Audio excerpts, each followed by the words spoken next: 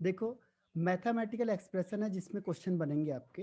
तो मैंने कहा था मैथमेटिकल एक्सप्रेशन में एक साइंटिस्ट था इसके लिए, वेंट हॉफ। ठीक है, तो ये वेंट हॉफ फॉर्मूला आता है। वेंट हॉफ फॉर्मूला ये आपके एनसीईआरटी में नहीं है, इतना ज़्यादा इंपॉर्टेंट भी नहीं है, मेन है इसका फॉर्मूला। ठीक है, तो वो कहता है पहली चीज कि अगर हमने क्या किया, ऑस्मोटिक प्रेशर होगा। अब ये बताओ कि डायरेक्टली प्रोपोर्शनल होगा कंसंट्रेशन के या इनवर्सली प्रोपोर्शनल होगा, कौन सा हो सकता है? अगर मैंने कंसंट्रेशन को बढ़ाया तो ऑस्मोटिक प्रेशर ज्यादा होना चाहिए या कम होना चाहिए? रिप्लाई करके बताओ मुझे। अगर मैंने कहा यहाँ पे मैंने कंसंट्रेशन बहुत ज्यादा बढ़ा दी, ठीक है, ये वाटर है, और पहले में मैंने कंसंट्रेशन कर दी 0.5, और दूसरे केस में मैंने वो कंसंट्रेशन कर दी 0.8, तो किस केस में प्रेशर ज्यादा लगेगा? जब कंसंट्रेशन हाई होगा या कम होगा? हाँ, तनिष्क का बिल्कुल सही आंसर है। विनीत सही आंसर है, वेरी गुड। तो इसका सीधा सा मतलब क्या है, कंसंट्रेशन से, यानी कंसंट्रेशन ज्यादा होगी तो प्रेशर भी ज्यादा होगा, ये ध्यान रखना, इज डायरेक्टली प्रोपोर्शनल टू। जितना प्रेशर कंसंट्रेशन बढ़ा दो आप, यहाँ पे 0.5 था, यहाँ 0.8 हो गया, और बढ़ा दिया मैंने यहाँ पे, ये हो गया आपका 1.5। तो जितना कंसंट्रेशन बढ़ाओगे उतनी तेजी से क्या होगा, यहां से वाटर मूवमेंट करेगा, उतनी तेजी से वाटर आएगा। ठीक है, तो उसने देखा कि जो ऑस्मोटिक प्रेशर होता है वो डायरेक्टली प्रोपोर्शनल होता है किसके, कंसंट्रेशन के, पहली चीज। दूसरा उसने कहा अगर हम टेम्परेचर में देखते हैं, टेम्परेचर में क्या होना चाहिए, डायरेक्टली या इनवर्सली? अगर मैंने कहा टेम्परेचर के रिस्पेक्ट में बताओ, तो टेम्परेचर के रिस्पेक्ट में उसने देखा डायरेक्टली प्रोपोर्शनल। ठीक है, अब ये सेकंड इक्वेशन हो गई, ये फर्स्ट हो गई। अब उसने कहा इन दोनों को कंबाइन कर दो, तो pi is directly proportional to C T. ठीक है, तो अब इसका मैं फाइनल फॉर्मूला लिख रहा हूं इसे हटा के। तो पहले उसने क्या देखा कि पाई डायरेक्टली प्रोपोर्शनल होता है, कंसंट्रेशन में हम यहाँ पे लेते हैं मोलैरिटी को। ठीक है, सेकेंड होता है उसने देखा कि टेम्परेचर के डायरेक्टली प्रोपोर्शनल, क्योंकि जितना ज्यादा टेम्परेचर दोगे उतना सॉल्वेंट के पार्टिकल तेजी से मूवमेंट करेंगे, सीधी सी बात है। देखो, किसी की भी जो टेम्परेचर बढ़ाओगे तो क्या होगा, स्पीड बढ़ जाएगी। ठीक, अब इन दोनों को मिलाया उसने तो कहा कि सी टी। अब जब भी प्रोपोर्शनल साइन हटाएंगे तो एक कांस्टेंट आता है, यहाँ पे आएगा आर, सी आर टी। एक फॉर्मूला ये बन गया आपका। ठीक है, अब इसमें सी आर क्या है, आर की वैल्यू आपको पता है 8.314 अगर जूल में है तो, और 0.0821 होती है इसकी जब ये किस में, लीटर एटीएम में है तो। ठीक है, तो ये फिक्स है वैल्यू, तो हम पढ़ते आ रहे हैं, बाकी ये फिक्स है। तो ये पहला फॉर्मूला बनता है इसका। सेकेंड है, सपोज करो कंसंट्रेशन गिवन नहीं है, तो हम क्या करते हैं, कंसंट्रेशन यानी मोलैरिटी इज इक्वल टू क्या होता है, number of moles of solute upon volume, R T, pi is equal to, अब इसको यहां मल्टीप्लाई कर दो, तो ये हो जाएगा P V is equal to n B R T. ये दूसरा फॉर्मूला आ गया आपके पास। देखो, ये सेकंड फॉर्मूला आ गया। पहला फॉर्मूला अगर कंसंट्रेशन दिया हो तो डायरेक्ट रखो, कंसंट्रेशन नहीं दिया हो तो नंबर ऑफ मोल्स दिए होंगे, तो ये वाला फॉर्मूला रखो। तो पाई वी यानी जैसे आपने आइडियल गैस में पढ़ा था, P V is equal to n R T, तो ये वही वाला फॉर्मूला है। पी वी, ये पाई किसको कर रहे हैं हम, प्रेशर को यूज कर रहे हैं, तो P V is equal to n R T या P V is equal to n R T. ठीक है, तो ये सेकंड फॉर्मूला हमने याद रखना है। और अगर हमें सपोज करो नंबर ऑफ मोल्स भी गिवन नहीं है, तो हम क्या करेंगे, नंबर ऑफ मोल्स अगर हमें गिवन नहीं है तो हम इसको भी चेंज कर देंगे। देखो, पहला फॉर्मूला क्या था, P is equal to C R T, दूसरा फॉर्मूला क्या था, P V is equal to n B R T. अगर मुझे नंबर ऑफ मोल्स भी नहीं दिए तो मैं और इसे सॉलिड कर दूंगा, ये हो जाएगा आपका नंबर ऑफ मोल्स मतलब वेट अपॉन मोलर मास। ये हमने कई बार लिखा है इससे पहले, इसको यहाँ रख दो, तो क्या हो जाएगा, P V is equal to weight upon molar mass into R T. और ये मोलर मास निकालने के लिए आता है, तो इसको यहाँ रखो, इसको नीचे ले जाओ, क्योंकि आपको स्पेशल पूछा जाता है इसका मोलर मास बताओ। तो ये हो जाएगा W B R T upon pi V. तो ये तीन फॉर्मूले आपने याद रखने बस।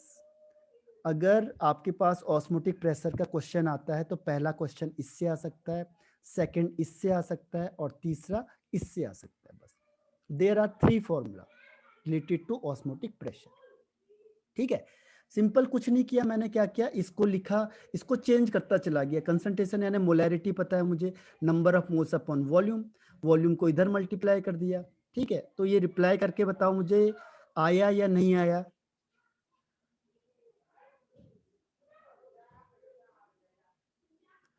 इसमें पाई का मतलब प्रेशर है।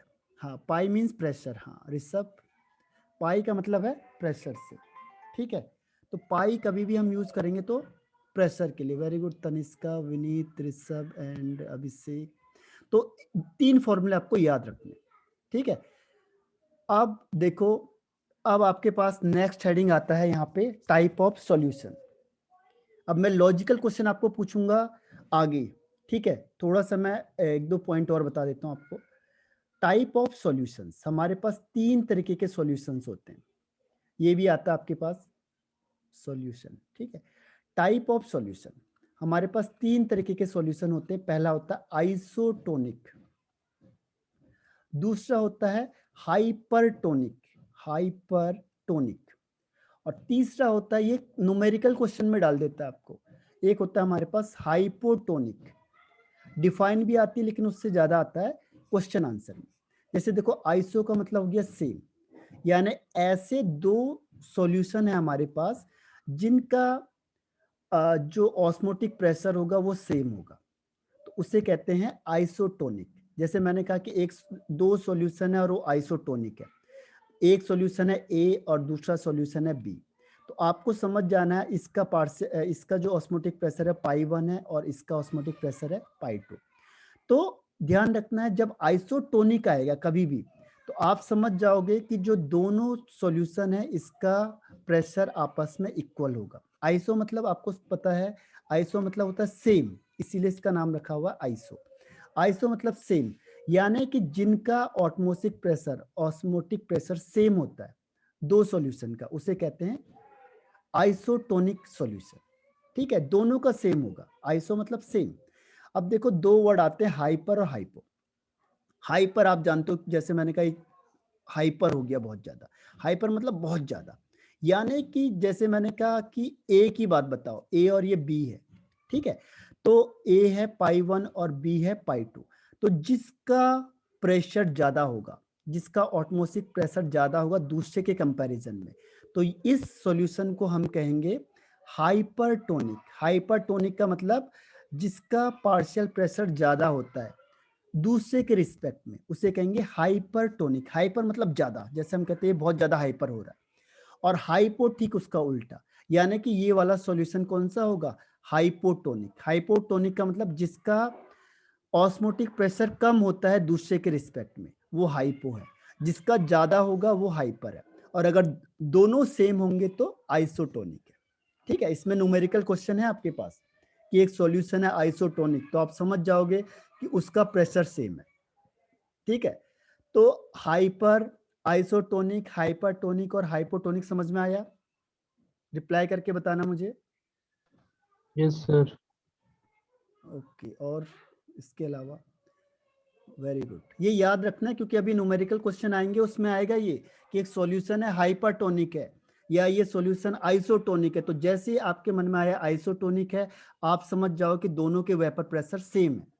ठीक है, फिर उसके बाद न्यूमेरिकल क्वेश्चन कैसे होता है, देखो जैसे मैंने कह दिया कि ये सर सॉल्यूशन वेपर प्रेशर या ऑस्मोटिक प्रेशर? ऑस्मोटिक प्रेशर, जैसे मैंने कहा कि एक 2 सॉल्यूशन दे दिए ए बी और ये दोनों आइसोटोनिक है, तो इसका मतलब क्या होगा कि जब आप फॉर्मूला लिखोगे तो ये क्या हो जाएगा, पाई 1 इज इक्वल टू C1RT, और यहाँ पे क्या हो जाएगा पाई 2 इज इक्वल टू C2RT।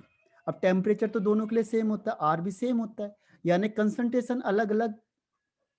ठीक है, अगर मॉलिक्यूलर वेट अलग अलग होगा तो वेट भी अलग अलग होगा, तो यहाँ पे हम क्या कर सकते हैं, C1RT is equal to C2RT। क्यों? क्योंकि pi 1 is equal to pi 2 हो गया, RT से RT कैंसिल आउट हो गया, यानी इसकी कंसंट्रेशन और इसकी कंसंट्रेशन भी आपस में क्या होगी, बराबर होगी। सीधी सी बात है, अगर वो कहता है इसकी मोलैरिटी 0.5 m है, तो बताओ दूसरे की मोलैरिटी कैसे आएगी, तो आप तुरंत निकाल लोगे इसकी मोलैरिटी को। ठीक है, तो ये न्यूमेरिकल क्वेश्चन में आते हैं, तो वहां पे लिखा होगा कि दिस वन इज आइसोटोनिक, तो जैसे आपके दिमाग में जैसे ही क्वेश्चन में आया आइसोटोनिक, आप समझ जाओ कि दोनों के जो प्रेशर होंगे वो सेम हो जाएंगे। वो बोलेगा इसकी जो कंसंट्रेशन है, इसकी कंसंट्रेशन है 0.3 m, तो बताओ इसकी कंसंट्रेशन कितनी होगी। तो सीधी सी बात है, अगर ये सेम हो गया तो ये भी सेम हो जाएगा। ठीक है, तो इस तरीके से वो निकालता। आप कहोगे मुझे इसका पता है लेकिन इसका कैसे निकालूंगा। तो आइसोटोनिक जैसे ही आएगा आपको समझ जाना है, इसके क्वेश्चन है आपके पास एनसीईआरटी में भी और वैसे भी मिलेंगे।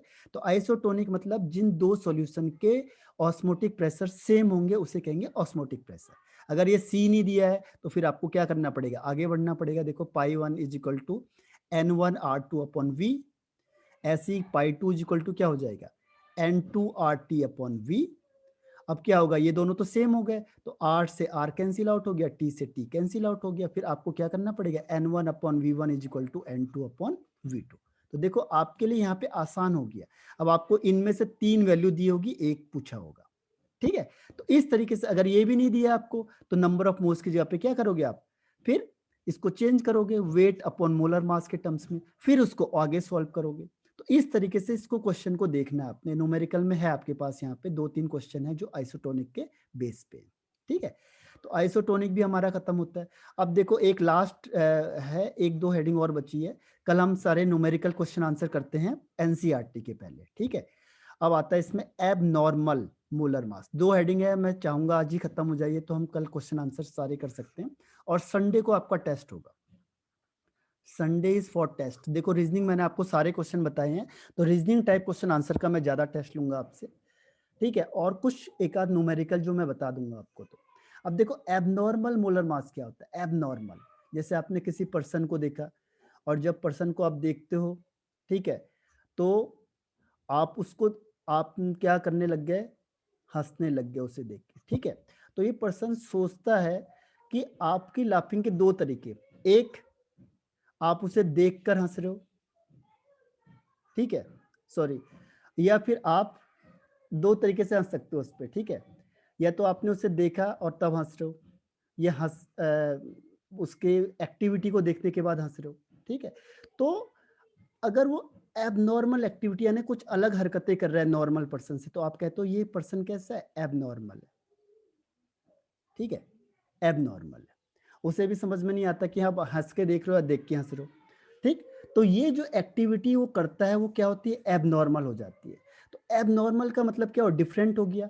तो जब मैं किसकी बात कर रहा हूँ, एबनॉर्मल मोलर मास की। तो एबनॉर्मल मोलर मास का मतलब क्या हुआ कि कोई भी जो सब्सटेंस होता है, ठीक है, वो जो उसका कैलकुलेटेड मोलर मास होता है, कैलकुलेटेड, अब मैं यहाँ पे किसके रिस्पेक्ट में बात कर रहा हूँ, मोलर मास के। तो जो कैलकुलेटेड मोलर मास है उसके कंपैरिजन में उसका डिफरेंट मोलर मास आता है, डिफरेंट मोलर मास आता है।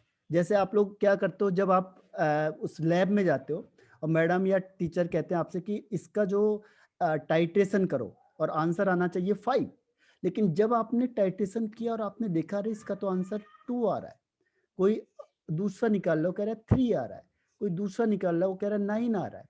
ठीक है, तो ये क्या हुआ, एबनॉर्मल आ गया ना आपका आंसर, क्योंकि आंसर आना चाहिए था 5 लेकिन आपके आंसर इससे डिफरेंट आ गए। तो जब डिफरेंट आता है उसे कहते हैं एबनॉर्मल।